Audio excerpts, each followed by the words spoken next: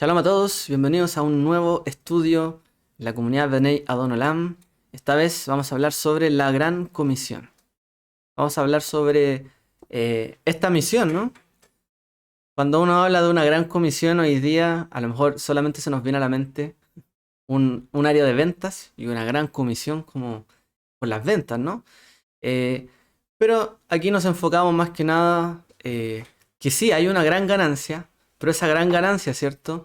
Eh, es la misma multiplicación, ¿cierto? De la misión. Es que tenga éxito la misión, más que en sí ganar propiamente tal recurso, ¿cierto?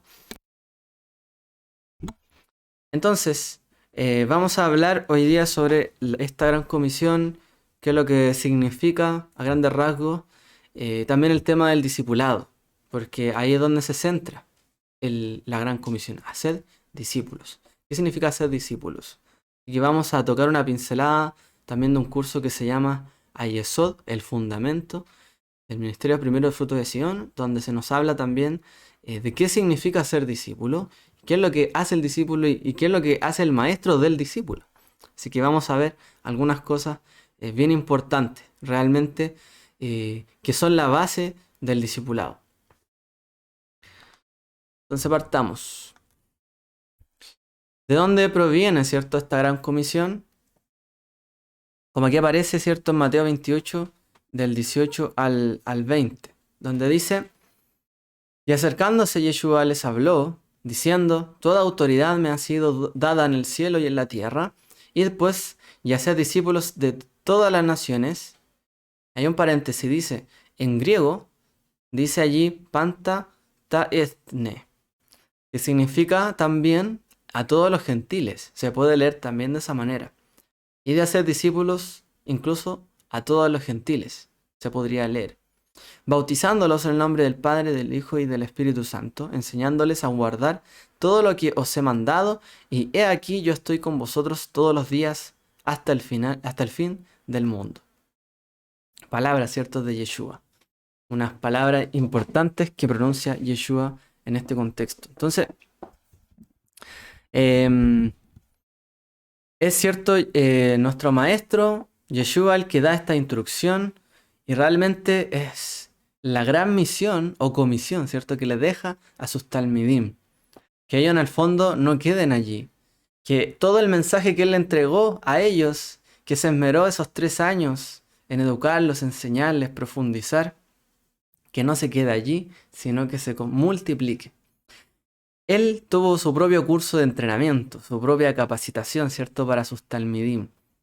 Y ellos tenían que representarlo ahora. Esto, ¿cierto? Es como, a veces como vemos, ¿cierto?, estos grupos que se van multiplicando, a veces incluso estas pirámides que se hacen de personas, pero en realidad no es tan jerárquico, ¿cierto?, lo que propone nuestro maestro. De hecho, Yeshua en otras oportunidades, cuando habló de hacer discípulos de más personas, o cuando esto creciera, él les dice: no es la intención que ninguno se enseñoree sobre el otro. El que quiere servir, que sirva. O sea, el que quiere ser mayor, que sirva, perdón. Entonces, esto no es una jerarquía que va creciendo, ¿cierto? Y los que partieron o que Yeshua se multiplicó en estos 12 y de los 12 hacia abajo y finalmente termina siendo una pirámide. No es eso lo que propone, ¿cierto?, el maestro. Él propone relaciones horizontales. Un discipulado, ¿cierto?, donde todas las personas estén capacitadas, que hayan aprendido también el mensaje, los rudimentos de la fe y nuevamente, ¿cierto?, el propósito de la escritura.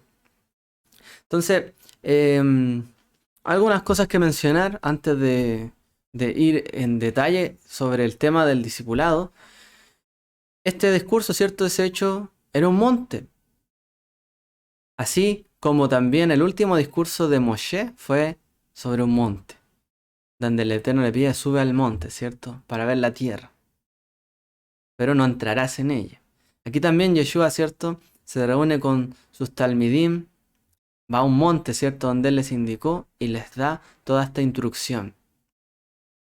Lo que ahí está destacado, cuando él dice vayan a todas las naciones, es más allá que ir solamente a todos los países, sino que también se puede entender como ir a todos los gentiles. Recordemos que Yeshua en su ministerio fue bastante claro, ¿no? Durante esos años. Yo no he venido sino a las ovejas perdidas de la casa de Israel. Y nuevamente lo repite a un par de ocasiones. Pero hay un punto aquí, que es un gatillante para esta instrucción tan global. O sea, ¿por qué Yeshua, si nunca tuvo una misión tan amplia, siempre fue dentro de los límites de Israel, del pueblo judío, de esas ovejas, ¿cierto? Poco se relacionó con gentiles. ¿Por qué tanto se amplía, ¿cierto?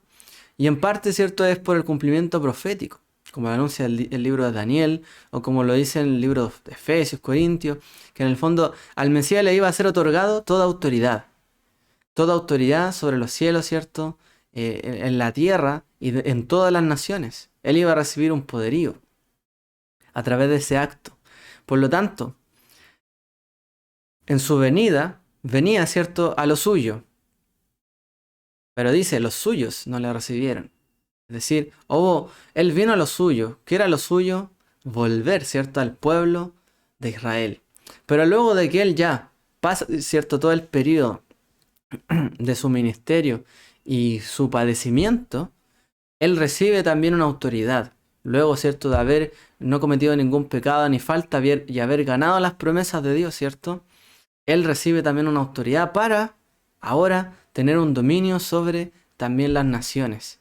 ¿Y cómo va a hacer esto? Uno podría decir, vendrá el Mesías y juzgará a las naciones.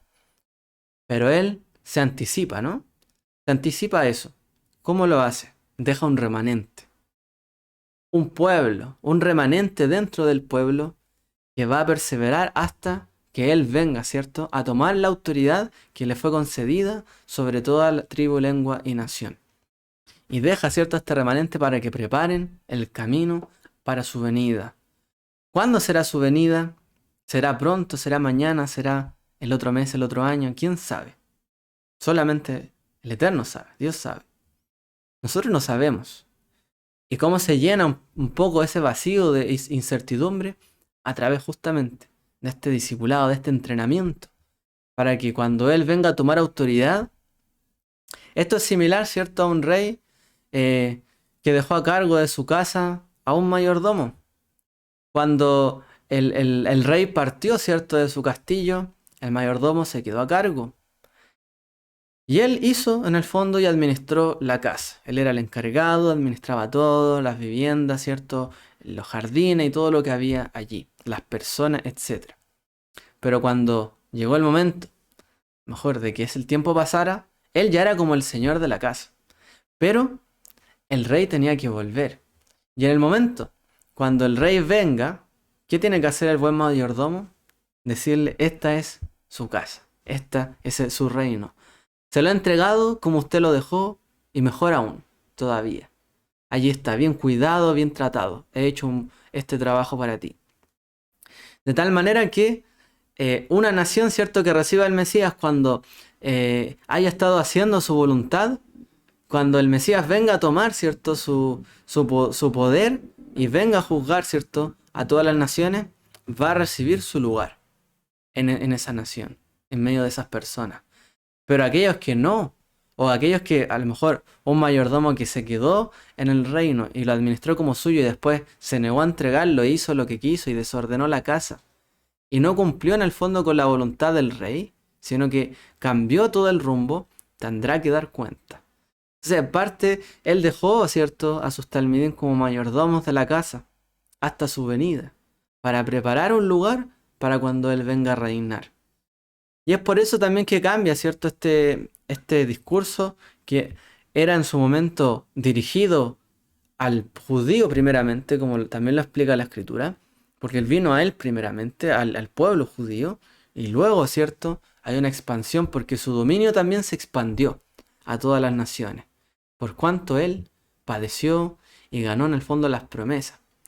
Y también fue depositario, ¿cierto?, de la esperanza y de la fuente del arrepentimiento y del perdón de las naciones. Ya que, ¿cierto?, él también tiene la capacidad de llamar al pueblo al arrepentimiento. y llamar a todos, ¿cierto?, el que se arrepienta, abrir las puertas. Por cuanto Él también es la puerta, Él está ahí, y Él deja la entrada. Entonces, ¿qué es lo que pasó? Para contextualizar un poco, la gran comisión quedó, ¿cierto?, dada a los que en otra sesión hablaremos en más detalle. Quedó encargada, ¿cierto?, a sus talmidim, a sus discípulos, sus apóstoles, o shlichim, ¿cierto?, apóstoles, enviados también, traducidos.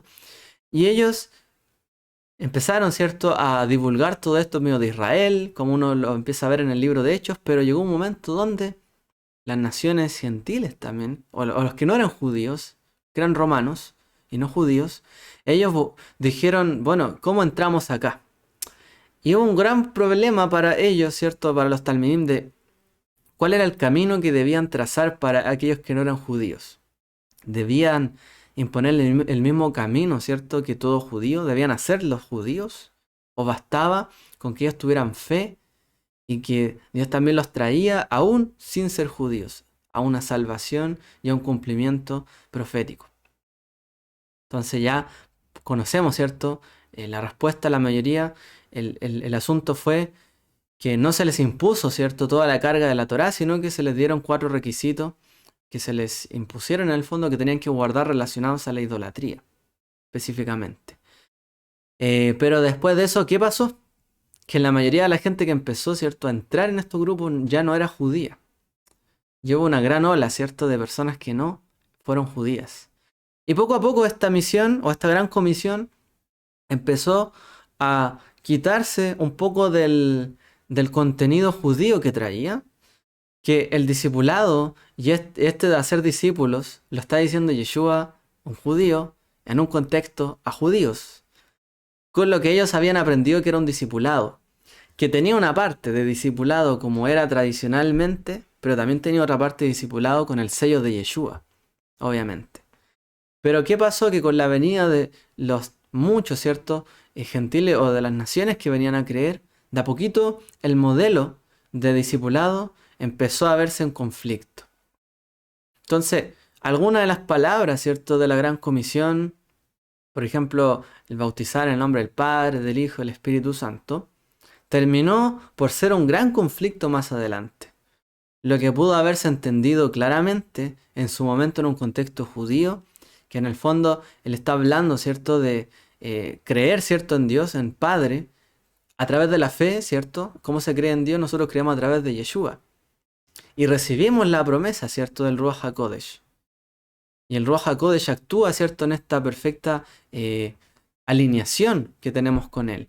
Porque es Dios en nosotros, finalmente, su Espíritu en nosotros.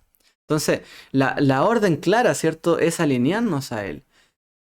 Nosotros creemos en Yeshua para someternos también al Padre, a su voluntad. ¿Y cómo podemos llegar a cumplir todo eso? A través del Espíritu, que es lo que Él habló, ¿cierto?, de la venida del Espíritu, el Consolador, etc. Entonces, hay un mensaje que Él construyó, que luego terminó siendo desarrollado o mencionado como una creencia más, como que Dios son 3, o trinitaria, por ejemplo. Entonces ahí empezó a perder un poco el sentido del discipulado y del contenido de su mensaje, y de a poquito los grupos empezaron a interpretar a su manera cómo era esto. Si bien la construcción de cada grupo de discipulado o cada novedad que se quiera hacer para hacer un discipulado, no es que sea mal visto, no es que esté malo en sí, pero no podemos perder el sentido original de lo que es hacer discípulo y de lo que es el mensaje de Yeshua.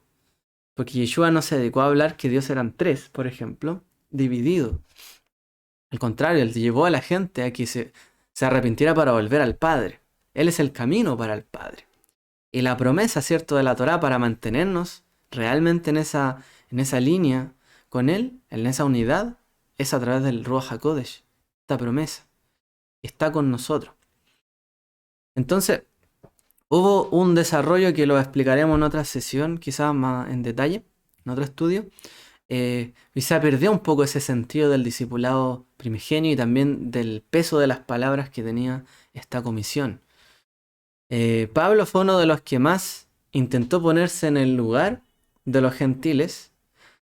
No es que Pablo se hizo gentil y abandonó el judaísmo, como algunos piensan, sino que Pablo se puso en los zapatos de ellos. ¿Qué podemos hacer con ellos que vienen a esta fe si yo nunca he vivido su situación? Entonces él se puso en su situación. Dice, porque aunque soy libre de todos me he hecho esclavo para ganar al mayor número posible de personas. A los judíos me hice como judío, para ganar a los judíos. A los que están bajo la ley, como bajo la ley. Aunque yo no estoy bajo la ley. Para ganar a los que están bajo la ley. A los que están sin ley, como sin ley. Aunque no estoy sin la ley de Dios, sino bajo la ley del Mesías. Para ganar a los que están sin ley. A los débiles me hice débil para ganar a los débiles. Y a todos me he hecho todo, para que por todos los medios salve a algunos. Pablo fue uno de los primeros que empezó a entender que en realidad, mediante más personas venían, ¿cierto?, a la fe, más difícil se hacía el discipulado. O cómo enseñarle las mismas cosas si tienen otro contexto. Otro contexto que los trae, ¿cierto?, que llevan ellos a la fe. Por lo tanto, él dice, bueno, para el judío yo me pongo en los zapatos de un judío. Para el que dice estar bajo la Torá y bajo, en el fondo, un sistema, podríamos decir, más legalista. No estamos diciendo, perdón, un sistema bajo ley. A un sistema legalista no nos referimos a que cumplan la Torá, sino que a un sistema más legalista, como suele utilizar Pablo en ese lenguaje.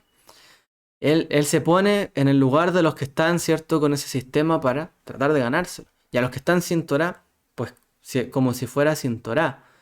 O sea, no es que él abandone la Torá, porque si yo estoy bajo la ley del Mesías. Y el Mesías se sometió a la ley también del Eterno. O sea, siempre hay una sujeción. Y de hecho el discipulado tiene que ver con esto. Pero en el fondo él dijo, yo me pongo en el lugar de todos. ¿Para qué? Para que de todos también puedan venir a la fe. Y esa es la clave también. De por qué la Gran Comisión, o cómo hacer la Gran Comisión también algo que sea para todas las naciones. Lo hablaremos en más profundidad quizá la siguiente semana.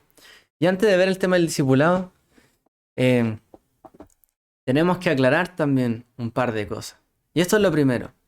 A veces, muchas veces, se pretende o queremos hacer la Gran Comisión, ¿cómo? Evangelizando, hablándole a la gente, al mundo, con micrófono, en una calle, en una esquina, a lo mejor donde sea que uno se encuentre a alguien, pero sin hacer el gran mandamiento.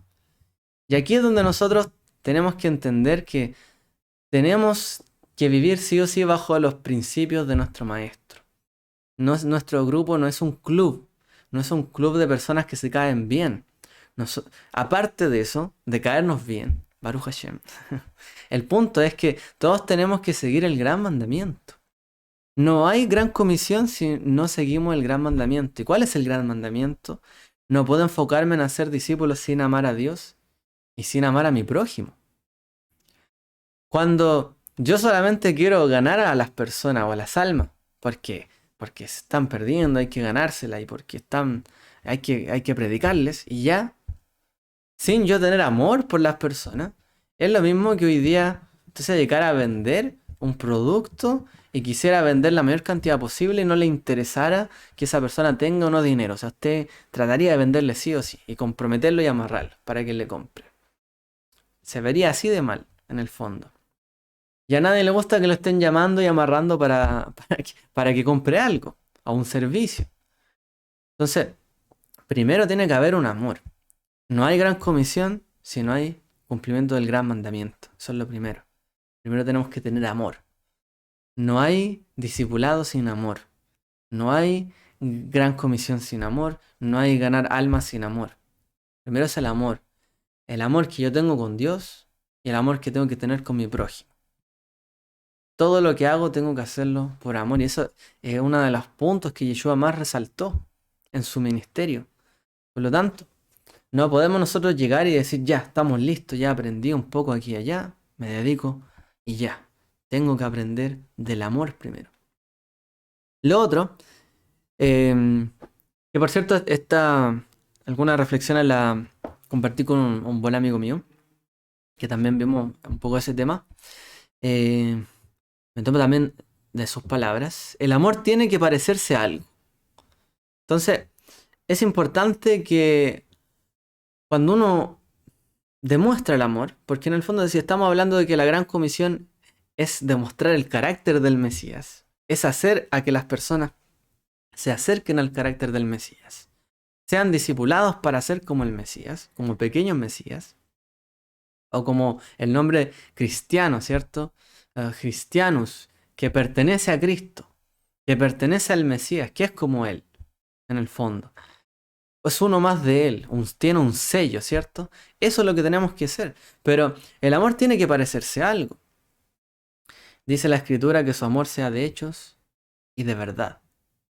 El amor tiene que ser de hechos, no solamente de palabra. No solamente hay una gran comisión diciéndole, oye, cree tú en esto y serás salvado y ya.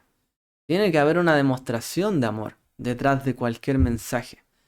Yeshua, aun cuando no era un panadero, no era un pescador, él sí alimentó a la multitud, él sí se preocupó de sus necesidades. Él, aparte de enseñar, se preocupaba de las personas, visitó ciertos enfermos, estuvo con el doliente, él realmente participó y estuvo en hechos. No puede haber una gran comisión si nosotros realmente no tenemos esta demostración que tuvo Yeshua en hechos. Y en esto todos tenemos que mirar qué es lo que nos falta, ¿cierto? El amor tiene que parecerse a algo. No podemos hacer discípulos si no lo hacemos parecer a algo. O sea, yo puedo hacer discípulos para que se parezcan a mí. Y yo puedo ser una persona orgullosa, egoísta, envidiosa, rencorosa. Y cuando yo haga discípulos, o burlesca también, por ejemplo, y cuando yo haga discípulos, los voy a hacer igual a mí. Porque el amor se parece a algo. Cuando nosotros nos involucramos, nos envolvemos en la gran comisión, la misión de hacer discípulos, los hacemos parecido a algo, o a alguien, al Mesías. Entonces, pero para que las personas vean a qué se tienen que parecer, nuestros hechos tienen que ser parecidos a ellos. Y ahí es donde nuestra vida tiene que reflejar realmente esa gran comisión. Y no solamente es un trabajo que yo hago, ¿cierto?, en determinado momento. Es una práctica de vida. Yeshua, de hecho, se dedicó a esto, a reflejar al Padre. Y de esa manera lo siguieron a él. No solo por sus palabras, sino porque él reflejaba al Padre. El amor es un acto. Yo unido a Dios es lo que necesito, sí. Pero si no amo a los demás no luce a nada el amor. Porque yo puedo demostrar mucho mi amor hacia Dios, mi devoción, mi ayuno, mi oración. Puedo ayunar 6 veces al, a la semana. Pero si yo no parto mi pan con el pobre, con el necesitado, estoy fallándole a él. Es lo que dice el libro de Isaías. Este es el ayuno que yo escogí. O sea, que desaten ciertos ligaduras de impiedad, que realmente ustedes sean libres de toda cadena, de todo yugo, pero que también partan el pan con el pobre. Ese es el ayuno que yo escojo. Ustedes dedíquense a mí, pero también dedíquense a su prójimo. Entonces, si yo digo amar a Dios, pero no amo a mi prójimo, es una hipocresía. Entonces, el amor, si solamente hacia Dios, no refleja nada. No podemos llevar a la gente a una gran comisión para que solamente se dedique a Dios. Por eso siempre la gran comisión o cuando las personas hablan, ¿cierto?, sobre la fe, se lleva muchas veces hacia el perdón y al perdonar a gente cercana. Muchas veces que ha hecho daño a uno, que uno siente algo. Porque tiene que nacer el amor. Así como dice del que ayuna, dice, entonces nacerá su luz. Será vista, ¿cierto?, como el alba. ¿Cuándo? Cuando ayune, cuando diga yo he fallado, me arrepiento, pero después parta su pan con el pobre. Y ayude y se preocupe de los que necesitan también. Cuando yo también vea cuál es mi problema con mi prójimo, si puedo compartir con él algo más. Ahí dice, nace tu luz. Y ahí realmente están haciendo un discípulo. Lo que está en el corazón de Dios es el amor a las personas. ¿O no? ¿Qué es lo que está en él? ¿Por qué él envió a su Hijo por nosotros? Porque su amor está en nosotros. Él nos amó. Por lo tanto, no puede haber gran comisión si no hay amor. Eso es lo primero, fundamental. No hay gran comisión si no hay gran mandamiento. Vamos ahora a hablar sobre qué es un discípulo. ¿Cuál es el llamado al discipulado? ¿Qué es hacer un discípulo? Vamos a hablar, como les decía, tomándonos de este curso de Hayesod, en ese capítulo que habla, ¿cierto?, sobre el talmid, el discípulo. Y vamos a ver algunas características para que podamos empaparnos, ¿cierto?, también de esta institución del discípulo. Porque Yeshua dijo, haced discípulos. ¿Qué es un discípulo? ¿Cómo eran los discípulos? Veamos entonces. El discipulado era una institución establecida, bien establecida, dentro de la cultura judía. Como les decía al principio, en el judaísmo existía este principio. Existía esta escuela. Habían maestros y habían discípulos. Ya desde tiempo atrás. Venían con un ritmo. ¿Cómo se dice discípulo en hebreo? Talmid. ¿Cómo se dice una discípula? Talmidá. Y esos son estudiantes. De hecho, la traducción es eso, estudiante. Un discípulo es un estudiante. Un discípulo no es un gurú. Un gurú que aprendió otro gurú. Un discípulo. ¿Cuál es discípulo? Un discípulo es un estudiante. Tan sencillo como eso. Una persona que estudia a quién está siguiendo o a la doctrina que siga, ese es un discípulo. Tiene que estudiar. Yeshua le pidió a sus discípulos que dejaran, ¿cierto?, lo que estaban haciendo porque tenían que dedicarse a estudiar de él, aprender de él. A eso los llamó. Entonces, el ser discípulo es el arte de la imitación. Un discípulo no está por encima de su maestro, dice Lucas. No, mas todo discípulo, después de que se ha preparado bien, será como su maestro. ¿Cuál es la misión entonces de esta comisión? Hacerlos como el maestro. Pero mientras se es discípulo, se tiene que saber que no estoy más alto que mi maestro. Cuando yo me someto a aprender con alguien, yo tengo que aceptar lo que esa persona me dice. Porque sé que está más preparado y me está preparando a mí. Siempre y cuando, ¿cierto?, estemos alineados con lo que ya hablamos antes. Tiene que haber un amor detrás, un principio adecuado. Porque lo estoy preparando para ser como el maestro. ¿Qué dice Pablo? Imítenme a mí porque yo imito al Mesías. Pero el que guarda su palabra, dice 1 Juan, en él verdaderamente el amor de Dios se ha perfeccionado y en esto sabemos que estamos en él. El que dice que permanece en él debe andar como él anduvo. Eso es lo que nos dice. El que dice, ¿cierto?, que permanece en él debe andar como él anduvo.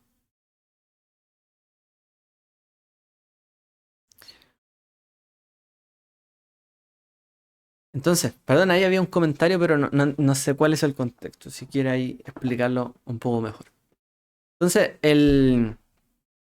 si alguien dice que ama a Dios, ¿cierto? Tiene que guardar su palabra. Si alguien dice que ama a Dios y nosotros creemos en Dios a través de Yeshua, tenemos que guardar las palabras de Yeshua, ¿cierto? Pero en el amor. Porque el amor se perfecciona en esto, en que guardamos su voluntad. Y realmente andamos como Él anduvo. En esto se manifiesta que realmente el amor está en nosotros. Que esa gran comisión está de la mano con el gran mandamiento. Que hay amor. Como dice C.S. Lewis en Mere Christianity, cada cristiano viene a ser un pequeño Cristo. El gran propósito de cada creyente no es más que eso. Es ser como el maestro. Eso es, cierto, ser un discípulo. Imitar al maestro. El discipulado o entrenamiento para ser un maestro de la Torá fue la institución más importante de la educación superior religiosa en los tiempos del maestro.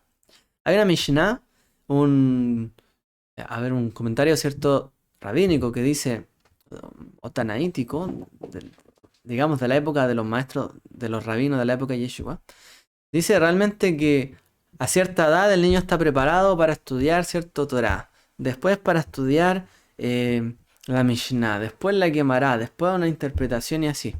Entonces, la persona que se sometía a un maestro es porque ya estaba como en la universidad. Ya cuando era mayor y estaba estudiando con alguien era como la universidad en cuanto al pueblo judío. El discipulado era lo más alto que se podía llegar, por ejemplo, en cuanto al estudio en Israel. Un discipulado. Aparte de lo que fueran profesiones, oficios, ¿cierto? Era estudiar esto para ser un maestro. De hecho, una categoría, ¿cierto? Del estudio. eh, Cuando una persona se dedicaba al estudio, de hecho los rabinos a veces citan que era como que nacía de nuevo. Y cuando se hacía maestro, volvía a nacer también. Hay una Mishnah que cita eso. Un maestro era como un nacido de nuevo. En el fondo, ¿cuál era el propósito también del discipulado? Volver a nacer, ser una nueva persona totalmente renovada, cambiada. Habiendo aprendido en el fondo sus errores, habiendo perfeccionado su vida, llegar a ser algo totalmente, una persona totalmente nueva. Em, Había una relación entre el maestro y el discípulo, o viceversa. Primero que todo, ¿cierto? Un maestro era también como un amo, y el estudiante era también a su vez como un esclavo o un siervo. ¿En qué sentido? Un estudiante no está por encima del maestro. Es decir, siempre va a ser un grado menor el discípulo al otro. El otro siempre va a tener el que lo discipula, un grado mayor. Ahora, no es para enseñorearse de él, sino que es por un grado, ¿cierto?, de conocimiento, de entrenamiento. Hay una relación, tiene que haber un sometimiento también. Y no es que haya una, como les decía yo, como una jerarquía infinita hacia arriba, sino que hay maestro y discípulo, maestro y discípulo, maestro y discípulo. La idea es que haya maestros que disipulen a todo el grupo, ¿cierto? O a toda una cantidad de personas. Entonces, el rabí, que era la palabra utilizada para los maestros que se dedicaban justamente y que habían pasado por esa universidad. Pero a veces la universidad no es que fuera como hoy día, como una institución, sino muchas veces la universidad era, por así decir, la calle. Haber estudiado con maestro, haber aprendido con alguien, haber estado allí, haberse dedicado, ya podría ser considerado un rabí. No era necesario tener un título en ese momento. También la relación era como de un padre a un hijo. Dice a Timoteo, amado hijo, ¿por quién los echan fuera vuestros hijos? Etcétera. Yeshua ahí en Lucas, ¿cierto?, hace alusión a los fariseos o a los saduceos, no recuerdo bien, que les dice a sus hijos, ¿por quién echan fuera vuestros hijos? Hace una pregunta, es decir, sus discípulos les llama hijos. Timoteo también, Pablo también le dice a Timoteo, amado hijo. Un discípulo es como un hijo y un maestro es como un padre. También tienen esta relación. En el sentido, ¿cierto?, de que el padre delimita al hijo. El padre es un referente para el hijo. El hijo imita al padre. Y se constituye el maestro también en un salvaguarda del discípulo. De una manera también termina siendo, ¿cierto?, un protector de él. Mientras tiene todavía una edad, digamos, de inmadurez, ¿cierto? También, fíjese en esta otra interacción. Un maestro es como un esposo y un estudiante, un discípulo es como una esposa. Dice Efesios, porque el marido es cabeza de la mujer, así como el Mesías es cabeza de la iglesia. O sea, también es visto, el maestro es como el esposo y el discípulo es como la mujer.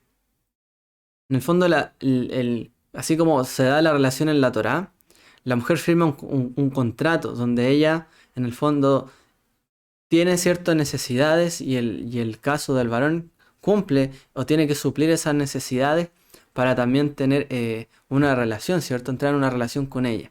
Entonces, hay una necesidad que debe ser suplida en el que es discípulo. Y eso se sabe. Hay que cumplir también darle cierta estabilidad en cuanto a los valores y principios. No se trata solamente de exigirle al discípulo.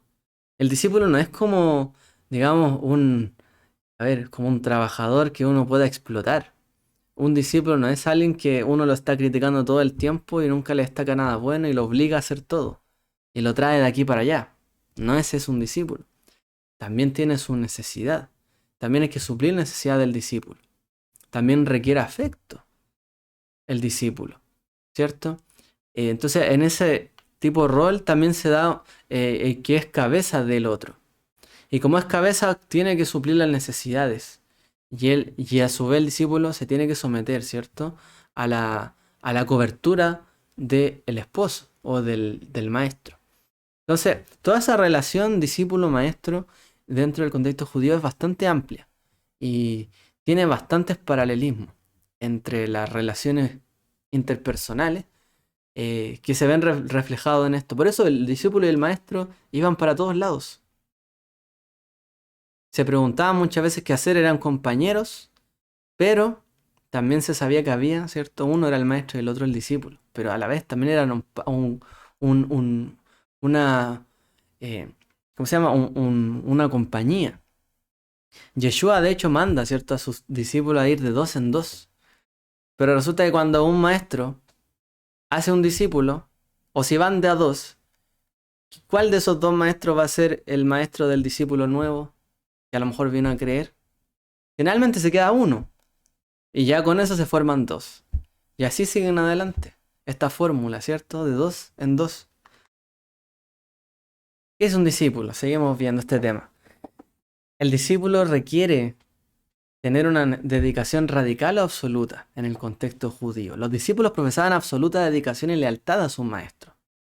Como dice ahí el Talmud de Berajot 62a.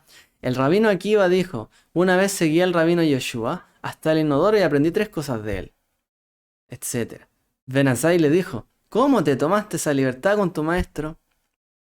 Y Akiva le contestó: fue un asunto de Torah y estoy obligado a aprender. O sea, es decir, esto es como el juego, ¿cierto? Que suele haber entre los niños, como del monito mayor. ¿Cuál es el que manda, cierto? Uno hace una cosa y todos los demás lo tienen que seguir. El discípulo en parte es eso, tenía que seguirlo a todos lados. Incluso algunos llegaban a estos, podríamos decir, extremos, aunque él se justifica, ¿cierto? No dice que es un extremo, él dice es un asunto de Torah. Yo quería saber en el fondo cómo él se comportaba también en ese lugar. ¿Por qué para yo también aprender a comportarme en ese lugar? Él está diciendo eso. Entonces, no es que él tuviera una mala intención, sino que realmente está preocupado de aprender hasta el más mínimo detalle. Hay una dedicación absoluta al aprender del maestro. Y eso es algo bastante relevante y que marca quién es un buen discípulo en el fondo. El que de verdad está allí aprendiendo del maestro. Y sabe que tiene la obligación de aprender de todo. Y sabe también que su maestro, probablemente, si nuestro maestro no es Yeshua, va a tener alguna imperfección. Va a tener errores.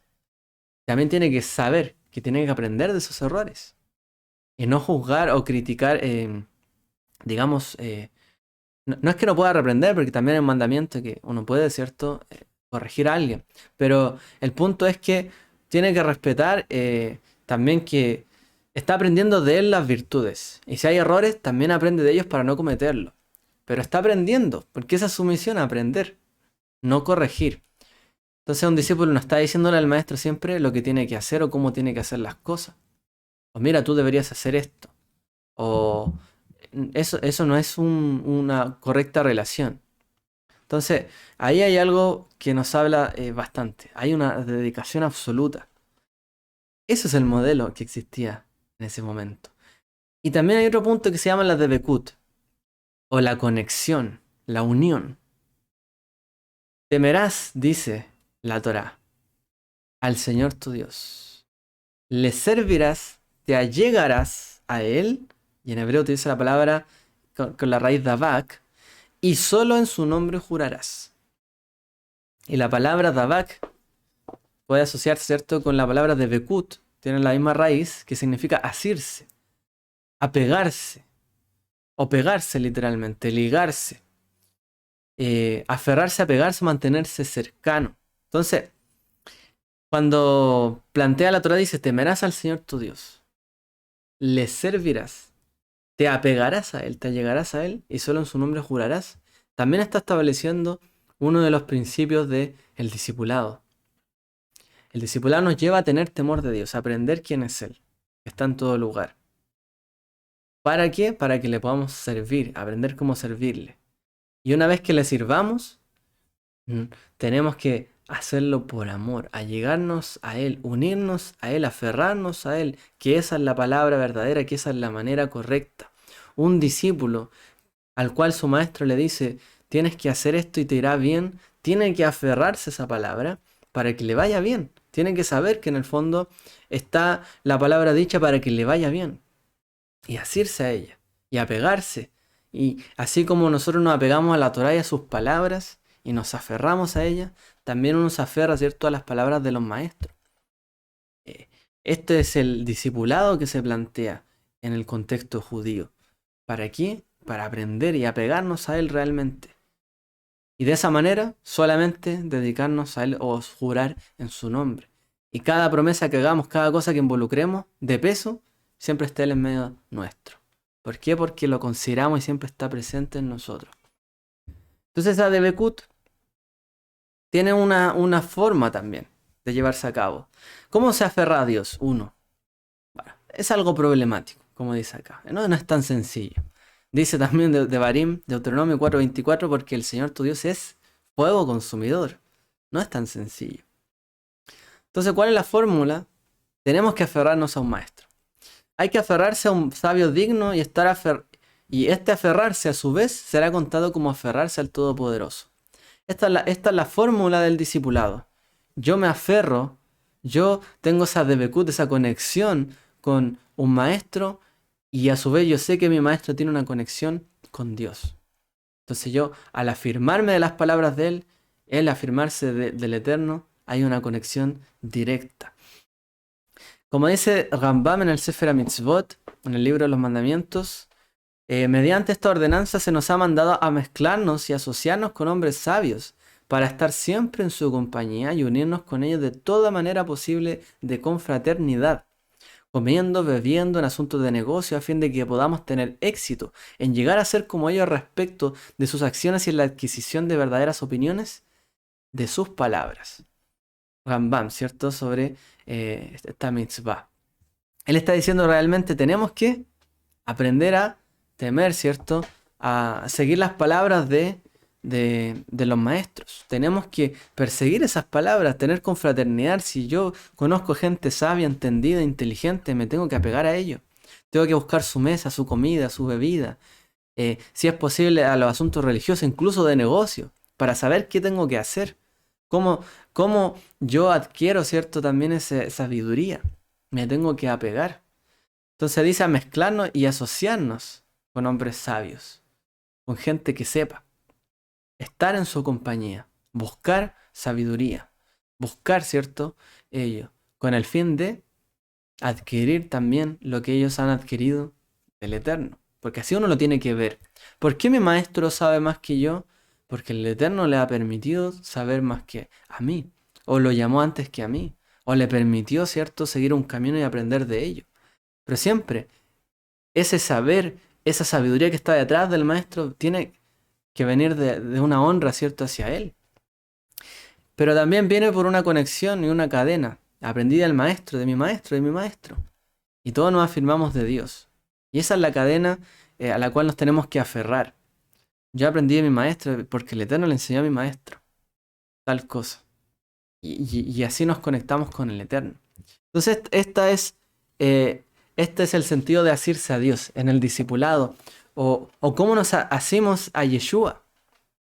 Hoy día, ¿sé yo acaso si mi maestro tiene un maestro que su maestro fue el maestro del maestro del maestro, al final que su maestro era uno de los apóstoles? ¿Tengo yo esa cadena como para tenerla clara? Y que en realidad esa fue la comisión que Yeshua les dio y se multiplicaron y realmente llegó hasta mí. Y si no es la cadena, entonces tengo que buscarla. ¿Dónde está?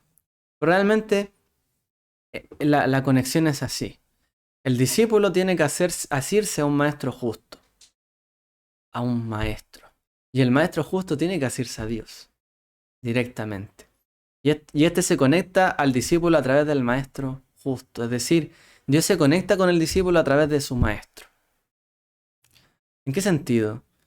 Que cuando nosotros tenemos a alguien, ¿cierto? Que es como un padre, como un esposo, como un maestro sobre nosotros, es porque lo que el Eterno me quiere enseñar a mí, lo está haciendo a través de Él. El Eterno se conecta a nosotros a través de Él también. Tenemos que vernos que esta es una cadena directa hacia el Eterno. Eh, entonces, por eso uno podría preguntarse, bueno, ¿y el maestro de tu maestro fue discípulo de alguno de los discípulos de Yeshua? Pero si mi maestro ha sido a Dios, eso, ya hay una conexión, ¿cierto? Allí, importante. Porque a la vez todos aprendemos de alguien y todos hemos sido discípulos de alguien. Y finalmente la cadena sí continúa. Mientras yo estaba en aquella ocasión entre el Señor y vosotros para declarar la palabra del Señor, porque temíais a causa del fuego y no subisteis al monte, Moshe nos enseñó también esto. Moshe fue un intercesor, él fue intermediario entre el pueblo y el Eterno. Yo estuve entre el Señor y vosotros para declarar la palabra del Señor, es decir, el Señor no les habló directamente a ustedes, sino que me habló a mí y yo les hablé a ustedes, y ustedes escucharon la palabra del Señor a través de mi boca. Y Moshe, ¿cómo se le llama en el judaísmo? Moshe Rabenu, Moshe nuestro maestro, porque él nos enseñó las palabras de la Torá, las palabras del Eterno. El Eterno nos habló a través de Moshe. Moshe es un gran maestro. Y así también hay una conexión, ¿cierto? Entonces, yo tengo que saber que si yo me conecto con el Eterno, con mi maestro tiene que conectarse con el Eterno. Y lo que me habla el Eterno a través de mi maestro es lo que me está hablando a mí directamente. Esa es la conexión que se propone en el discipulado, que es muy importante. No olvidarnos de esto. Nos aferramos a Dios por medio de Yeshua también. Yo me aferro a Dios, pero ¿cómo? Aferrándome al Hijo, a través de la fe en Yeshua. Yeshua le dijo, yo soy el camino, la verdad y la vida. Nadie viene al Padre sino por mí. Si me hubierais conocido, también hubierais conocido a mi Padre. Desde ahora le conocéis y le habéis visto. Yeshua les dice claramente, yo soy el camino, la verdad y la vida. Nadie viene al Padre sino por mí. Si alguien piensa en un camino, yo soy el camino para ir a Él. Si alguien piensa en la verdad, que hay que encontrar la verdad para llegar a Él, yo soy esa verdad. Si alguien piensa una vez que encuentre la vida, ¿cierto? Persiga la vida y me encontraré con Dios, yo soy la vida. Nadie viene al Padre sino por mí. Si ustedes me conocen a mí, conocen al Padre. Si nos asimos a Yeshua, nos asimos al Padre. Por eso, si cumplimos con la ordenanza del Maestro, tengamos por seguro de que vamos a ser capaces de cumplir la voluntad del Padre. Siempre es así. En ese día conoceréis que yo estoy en mi Padre y vosotros en mí y yo en vosotros. ¿Cuál es el propósito? Que sepamos que así tengamos la certeza de que Yeshua es uno con el Eterno, con el Padre, así como nosotros en Él somos uno. Y Él y ellos en nosotros son uno. Tenemos que tener esa conexión directa. Esa conexión en el fondo que nos hace sujetarnos también al Maestro, al discipulado, a esta gran comisión para someternos a Dios también. No hay ninguna reproducción, digamos, de la gran comisión, o no hay una extensión de la gran comisión si solamente yo digo que yo aprendo de Dios y de nadie más. Porque si nos queremos mantener en esa actitud, yo aprendo de Dios y de nadie más, ¿quién va a aprender de ti? En el fondo, tú vas a decir, no, yo aprendo, yo veo lo que yo tengo con Dios, pero yo no le enseño a nadie. Nadie más va a aprender y la gran comisión y el mensaje de Yeshua y todo se pierde. Sí, se queda allí. Ah, pero yo estoy asido a Dios. Pero no se está cumpliendo el propósito de que todos, cierto, le conozcan. De que podamos hablar y reproducir este amor de Dios que ha hecho con nuestra vida. Entonces, tiene que haber esa conexión, yo con alguien y yo enseñándole a alguien, y todos nos asimos a Dios. Sí, nos asimos a las palabras de Yeshua y a la voluntad del Eterno. Por eso dice Pablo que él está asido a la ley del Mesías. Porque si nos sujetamos al Mesías, que el Mesías está sujetado, ¿cierto? Bueno, está sujeto, mejor dicho, a Dios. Si yo me sujeto al Mesías, el Mesías está sujetado, perdón, no, está sujeto a Dios. Si él se sujetó a la Torá y en todo lo cumplió, y yo me sujeto al Mesías, pues también por, ¿cómo se llama? Ah, se me fue el nombre. Por esta cadena, ¿cierto? Yo también estoy bajo el Padre. Por eso es importante no salirse de la cobertura del Mesías. Si yo guardo al Mesías, sus palabras, estoy bajo su cobertura y Él está bajo la cobertura de Él y tenemos protección y esa directa relación. Por eso nunca tenemos que reemplazar el cumplir una mitzvah, un mandamiento o algo, dejando de lado al Maestro, a Yeshua. Siempre nos sujetamos en Él y a través de Él y la fe que tenemos en Él, cumplimos la voluntad del Padre. Porque esa es la relación. No es que ahora me salto al Mesías para yo cumplir el mandamiento directo del Eterno. Estoy cumpliéndolo porque estoy sujeto al Mesías. Y a través del Mesías cumplo. Ese es el principio que nos tiene que mover. ¿Ya? Porque si no, bueno, podríamos llegar a estudiar un montón el judaísmo, los mitzvot y todas las cosas, y no sujetarnos al Mesías. Y el propósito es sujetarnos al Mesías. Y cumplir la Torá de esta manera, así como Él ya lo cumplió. Entonces, si en nosotros hay ineficiencia y falla, están suplidas en Él. Si nos mantenemos en Él, Él se mantiene en nosotros. Esa es su promesa. 4 deberes de un discípulo. En el judaísmo del primer siglo, el discípulo de un sabio tenía 4 grandes deberes que cumplir. 4 cosas. Primer deber, memorizar las palabras del maestro. Había que memorizarlas, es decir, había que repetirlas. O mentalmente o verbalmente, de hecho, verbalmente, mejor dicho. Entonces, un deber de un discípulo era aprender la frase, lo que decía su maestro. Número 2, aprender las tradiciones de su maestro. Es decir, ¿cómo hace mi maestro tales cosas? ¿Cómo procede? ¿Qué cosas tiene él de disciplina o cómo está habituado, ¿cierto?, en su vida para cumplir con la voluntad del Eterno? Las tradiciones, ¿cómo recita él el Shema? No sé, cómo se concentra para hacer o para cumplir un mandamiento. Número 3, imitar las acciones del maestro. Conectado también, ¿cierto?, con un poco con la tradición, esto ya vas como a un punto más, como más, un poco más fino, ¿cierto? La tradición del maestro, por ejemplo, es ir al monte, subir al monte y hablar allí palabras de Torá. Pero una acción sería cómo enseñaba él. Con las manos, enseñaba sentado, de pie, imitar, ¿cierto?, las acciones del maestro. Número 4, hacer muchos discípulos. Un deber de cada discípulo. Si queremos nosotros decir que hemos sido llamados, este llamado del Mesías significa que la gran comisión nos alcanzó, ¿sí o no? ¿Cómo nos llegaría la palabra del Mesías si no es a través de la gran comisión? Es difícil que alguien diga a mí me enseñó Dios mismo. De alguna manera, no, aunque alguien llegara de una manera milagrosa, sí, quizás por un sueño, una visión, y quizás como un tipo Pablo, aún así después se tiene que sujetar a los que es la comunidad del Mesías. Así como Pablo también se sujetó a las autoridades que eran los maestros, o los mismos discípulos de Yeshua. Expuso su tema, pero él también se sujetó. Porque el fin es hacer muchos discípulos. Todos somos discípulos porque llegamos a través de alguien más. Tenemos esa misión, todos nosotros, de reproducir discípulos, hacer muchos discípulos. Entonces, ¿para qué aprendemos o somos discípulos? Primero, para practicar, para aprender y para enseñar. ¿Cómo memorizamos?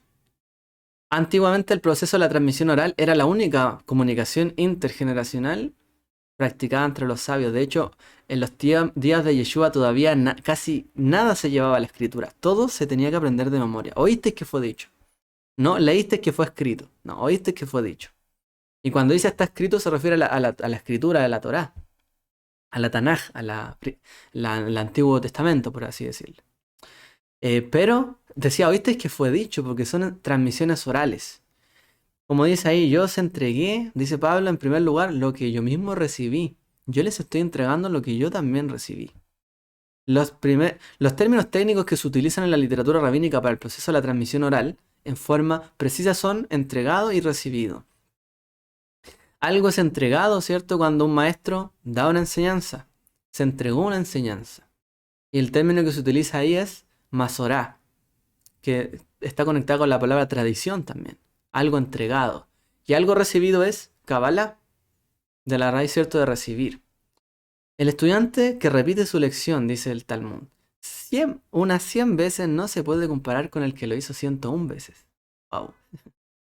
Es decir, siempre que hay mayor esfuerzo, no se puede comparar a alguien que se esforzó menos. Porque el proceso de formación de una persona, de un profesional, de un discípulo o de alguien que se está formando es en la medida de su dedicación. ¿Cuál va a ser su calidad también como discípulo? ¿Cuánto se dedica? La tradición, lo que se recibe. Un discípulo era responsable de aprender las tradiciones de cómo su maestro guardaba los mandamientos de Dios y de cómo se interpretaban las escrituras. Ese era el propósito. ¿Cómo mi maestro guarda los mandamientos? No está en duda el guardar el mandamiento. No. El maestro me tiene que enseñar obviamente que hay que guardarlo, pero yo quiero saber de él cómo se guarda y cómo interpreta la escritura. Como dice Lucas, y él dijo: a vosotros se os ha concedido conocer los misterios del reino de Dios. Ustedes, discípulos, se les ha concedido que compartamos, ¿cierto? Y conocer los misterios de Dios. El uso de la palabra hebrea, Mishnaika Mistorin, misterios, cuando dice allí, conocer los misterios de Dios, en la literatura rabínica, interesantemente dice que se refiere únicamente a la Torá oral. Es decir, cuando Yeshua les dijo a los discípulos: a vosotros se ha concedido conocer los misterios del reino de Dios, cuando dice misterios, esa palabra que se utiliza allí, de misterio, ¿cierto? Que si ustedes se fijan, misteron, en mistorín se dice en hebreo mishnaiko, que es casi como la palabra misterio, ¿cierto? Tiene la misma raíz, en efecto. Se refiere a la tradición oral. Es decir, cuando dice Yeshua, ustedes van a conocer los misterios del reino de Dios, le está diciendo: ustedes van a aprender lo que por tradición se ha enseñado sobre el reino de Dios. Ustedes van a aprender cómo se interpretan en el fondo las escrituras para conocer el reino de Dios. Eso les está diciendo. La transmisión oral, como es la literatura de la época, solamente se refería a la tradición oral, que era enseñada de maestro a discípulo. Yo te voy a transmitir a ti un misterio. ¿A qué se refiere? Te voy a enseñar lo que yo aprendí. Yeshua, lo que yo aprendí también del Padre. Te lo voy a enseñar a ti. A eso se refiere. Imitación. Para ir cerrando todas las ideas. La más alta vocación de un discípulo era ser el reflejo de su maestro. Eso es un discípulo, ser el reflejo del maestro. No hay nada más grande para un discípulo que ser un reflejo de su maestro. Eso es lo más grande, porque su maestro nunca, como dice Yeshua, uno es más grande que su maestro. Siempre va a respetar en la vida a sus maestros y nunca se va a considerar mayor que ellos. Su vocación es ser tan bueno como su maestro. Por tanto, cualquiera que oye estas palabras mías y las pone en práctica será semejante a un hombre sabio que edificó su casa sobre la roca. Aquel que oye estas palabras. Oír en hebreo significa obedecer. No hay otra palabra más como directa para la palabra obedecer del español que la palabra Shema en hebreo. Shema, oír, es obedecer. Cualquiera que oye estas palabras y las pone en práctica, las obedece, es como un hombre sabio que edificó su casa en la roca y permanece firme. Por eso cuando uno aprendió de alguien bueno o de alguien que sabe, uno sabe después. Uno tiene dominio sobre los temas. Por eso es importante tener buenos maestros. Aprender de personas indicadas. Aprender de personas no inescrupulosas. O que sepan de lo que están hablando. Y el último punto, hacer muchos discípulos. De esos 4 deberes, ¿cierto? Tercer deber era imitar al maestro y el cuarto era ser discípulo. Cuando estaba completamente adiestrado, el discípulo se convertía en un maestro y preparaba a sus propios discípulos. Dice el Pirkei Avot: los hombres de la gran sinagoga o la gran asamblea solían decir 3 cosas. Seas paciente en la administración de la justicia. O sea, no hagas juicio rápido. Levanta muchos discípulos y haz un cerco alrededor de la Torá.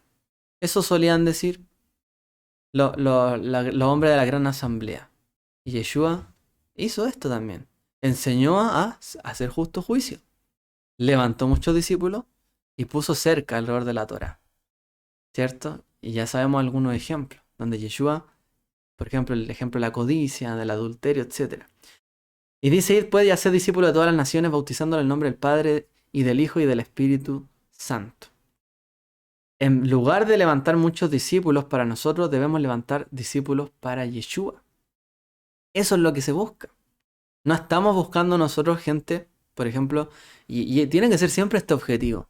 Yo no busco que la comunidad, yo como cualquiera de nosotros, yo no puedo buscar discípulos o gente que venga aquí para que la comunidad, no sé, tenga más personas o tenga más ofrendas o simplemente seamos más porque estamos aburridos y somos muy pocos. No, tengo que buscar discípulos para ser los discípulos de Yeshua. Ese es el objetivo.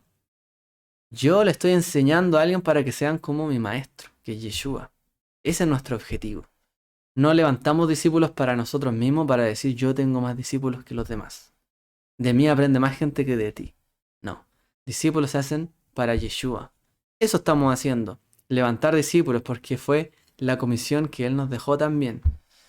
Entonces, de alguna manera, Él de hecho toma un camino paralelo, ¿no? Al resto del judaísmo o del hombre de la asamblea, que también tenían esta actitud. Por eso uno ve en el judaísmo que hay discipulados, hay rabinos, hay maestros, se aprende. Nosotros tenemos que aprender de esa figura muchísimo todavía. Para cerrar, dice Mateo, enseñándoles a guardar todo lo que yo os he mandado. Y aquí estoy con vosotros todos los días hasta el fin del mundo, dice Yeshua. Jeremías también fue llamado, ¿cierto? En su momento como profeta. Dice, yo te he llamado para ponerte como profeta para las naciones. Y le dice después, tú pues ciñe tus lomos. Prepárate, ¿cierto? Sus vestidos, como para andar rápido. Levántate y diles que yo te mandé. Perdón, diles lo que yo te mande. No temas ante ellos, no sea que yo te infunda temor delante de ellos. A ti. O sea, si tú vas a tener temor de ellos, cuidado, no vaya a ser... Perdón, tú no tengas temor ante ellos cuando tengas que hablar algo o cuando tengas que dar mi palabra.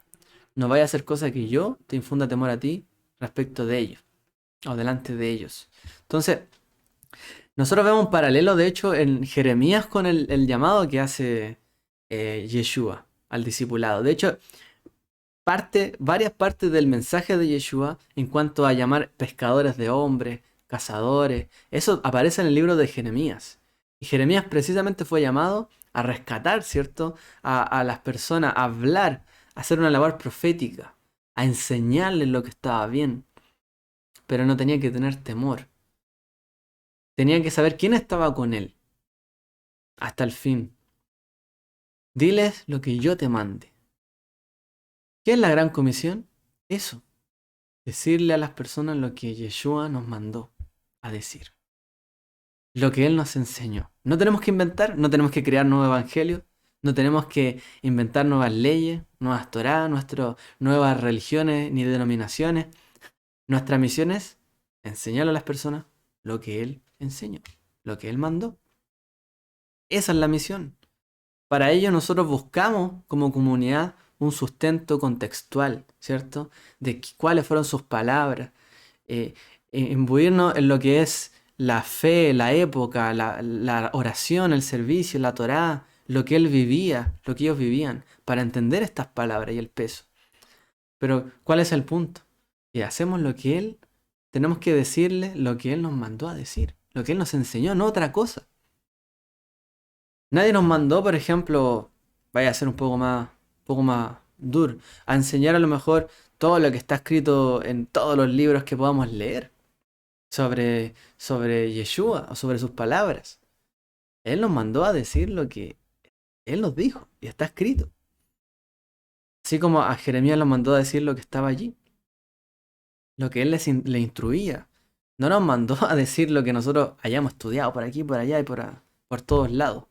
Sí hay una misión de nosotros de entender sus palabras en un contexto, pero tan sencilla la gran comisión como decir lo que Él nos mandó a decir, sin inventar. Pelearán contra ti, pero no te vencerán, le dice a Jeremías, porque yo estoy contigo.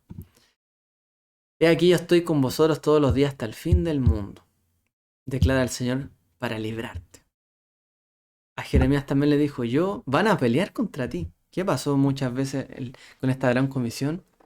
Persecución en muchos lugares, momentos difíciles, muerte, difamación.